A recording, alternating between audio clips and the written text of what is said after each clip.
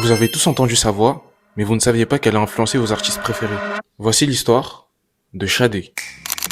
Shadé, de son vrai nom Hélène Fola Shadé Adou, née en 1959 au Nigeria. Après le divorce de ses parents, elle grandit entre l'Afrique et l'Angleterre. Elle va aller étudier le design à Londres, parce qu'à la base, la musique n'était pas son plan. Au début des années 80, elle rejoint un groupe appelé Pride, mais très vite, le public ne retient qu'un nom.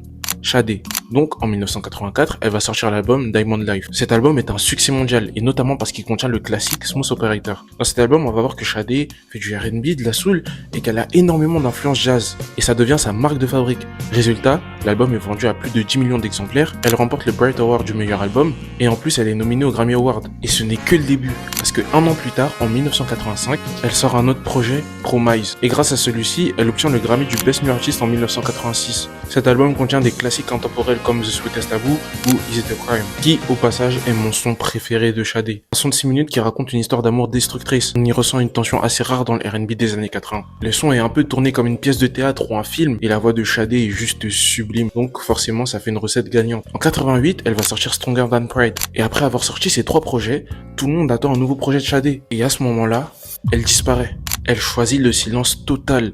Pas d'interview, pas de clip, rien du tout. Elle laisse totalement le public et l'industrie en attente. Et elle revient en 1992 après avoir été quasiment invisible avec son projet Love Deluxe. Cet album est plus introspectif et surtout il contient Kiss of Life. On est au début des années 90 et pourtant Shadé ne s'est pas adaptée en fait. Elle impose sa musique à l'industrie et elle se conforme pas aux tendances. Et elle répète l'opération. Du début des années 90 jusqu'au début des années 2000, Shadé se fait rare. Après sa tournée mondiale en 93, elle n'a plus sorti d'album jusqu'en 2000. Et son silence n'a pas tué sa légende. Au contraire, elle l'a renforcée. C'est pour ça qu'aujourd'hui, elle a influencé énormément d'artistes comme Frank Ocean, énormément d'artistes l'assemblent comme Drake. Et ces périodes de silence créent autour d'elle une espèce d'aura. Elle n'a jamais forcé l'attention sur elle. Peut-être que c'est ça qui fait tout.